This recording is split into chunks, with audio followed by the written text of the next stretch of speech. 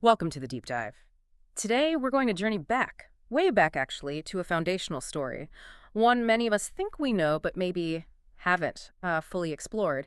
It's an ancient narrative that kind of unexpectedly lays some really profound groundwork for civilization itself. So our deep dive today is into the story of Cain and Abel. We're aiming to move beyond just the basic conflict you might remember from Sunday school.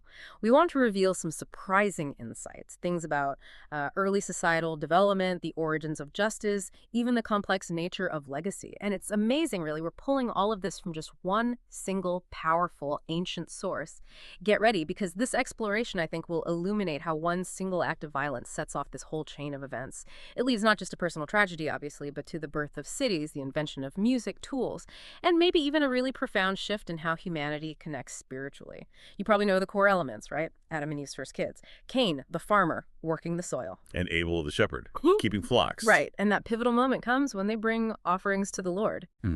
Cain brings fruits to the soil. And Abel offers, the text says, fat portions from some of the firstborn of his flock, like the best parts. Exactly. And the turning point, the one everyone knows, is the Lord showing favor to Abel and his offering. But not to Cain's. Which leads to Cain getting visibly angry. His face falls, the text says. Okay, let's unpack this moment.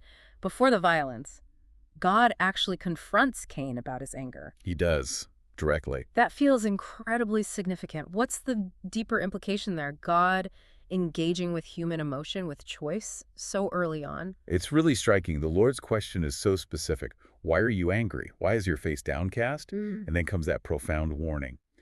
If you do what is right, will you not be accepted?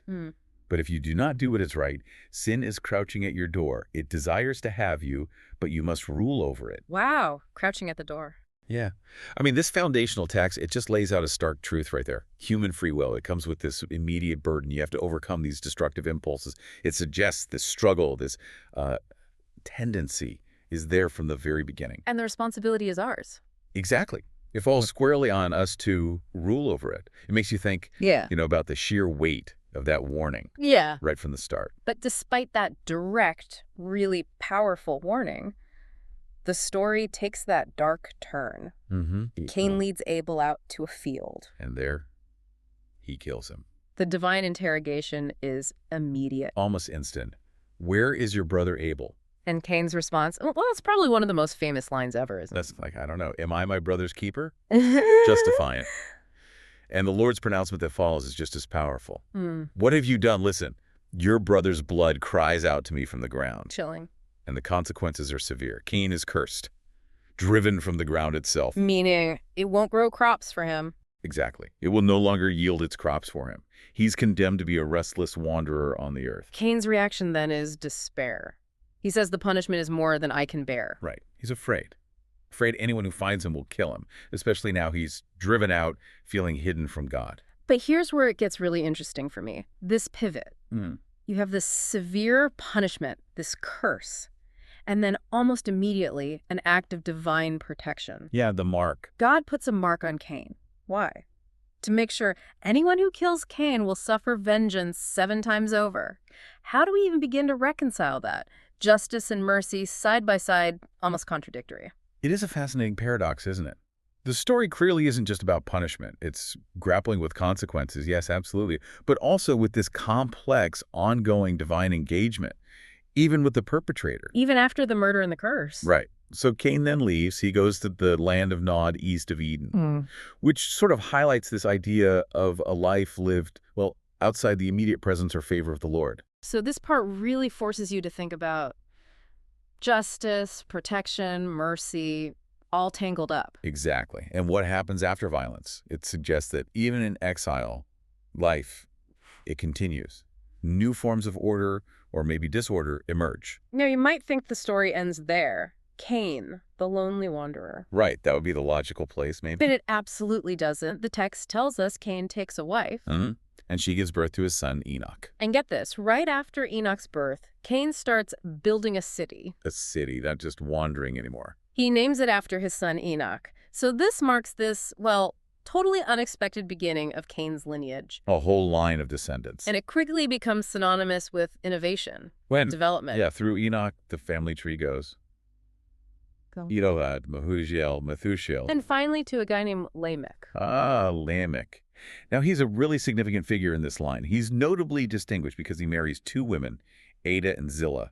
That's a departure from the pattern before. And Lamech's children? I mean, this is where you see this explosion of skills. Early civilization just blooms. It's quite incredible. Ada's son, Jabal. He's called the father of those who live in tents and raise livestock. So basically the first large-scale nomadic pastoralists. Organized animal husbandry. Then his brother, Jubal. Jubal's the father of all who play stringed instruments and pipes. Music. The invention of music itself attributed to this line? It seems so. Then Zillah's son, Tubal-Cain. He forged all kinds of tools out of bronze and iron, metallurgy, advanced tools. Game-changing technology. Yeah. And Tubal-Cain also had a sister, Naamah. It's just this incredible leap, isn't it? Human ingenuity, societal complexity. All seemingly stemming from the line of the first murderer. Right. It really is an astonishingly rapid development of human society, yeah. But if we connect this to the bigger picture, this explosion of innovation in Cain's line, it isn't just presented as pure progress. No. No, it feels like a chilling demonstration of how escalating violence gets woven into the very fabric of that developing civilization. Lamech himself makes it starkly clear. He gives this chilling, really self-aggrandizing declaration to his wives. Oh, yeah, that part. What does he say again? He boasts, "I have killed a man for wounding me, a young man for injuring me. If Cain is avenged 7 times, then Lamech 77 times. 77 times for just a wound. It takes retribution to a whole new, terrifying level. Remember God's pronouncement, 7-fold vengeance for anyone killing Cain. Right, that was divine protection almost. But Lamech twists it. He boasts of 77 times the vengeance for a mere injury. It reveals this societal trend, maybe, towards unchecked aggression, a really dangerous reinterpretation of justice. Wow. It's incredibly striking how quickly you see societal complexity, innovation, and escalating violence emerging hand in hand in this ancient story. It is a powerful and, disturbing contrast. Because while Cain's line is busy building cities, making music, forging metal, the narrative shifts back. Back to Adam and Eve. Exactly. They have another son. They name him Seth. And the text explicitly says he was born in place of Abel since Cain killed him. A replacement. Seth also has a son named Enosh. And then, right after Enosh's birth, we get this incredibly profound, almost quiet statement. At that time, people began to call on the name of the Lord. It just lands so differently after Lamech's boast, doesn't it? After all that relentless innovation and violence. Completely different tone. This seems like a quiet, but maybe incredibly significant development. Oh, the symbolic weight there is immense. Yeah. Seth's birth itself signifies a new beginning, right? Replacing what was lost through violence. Okay. And that declaration that people began to call on the name of the Lord with Enosh, it suggests a return. A turn toward spiritual connection. Offering a counterpoint. A definite counterpoint to the rapid material innovation and the escalating violence we just saw in Cain's line. It really highlights humanity's enduring capacity for both things, doesn't it? Right. For profound destruction. And also for this deep, inherent search for something greater. For a spiritual connection that kind of transcends worldly progress. Wow. What an incredible journey this deep dive has taken us on, really. From that first act of sibling rivalry, murder, through the curse, the surprising protection, then seeing the rapid rise of cities, arts, tools. All against that backdrop of escalating violence. But then also witnessing this renewed spiritual seeking emerge in a parallel line. It's amazing how this single ancient account distills such complex themes.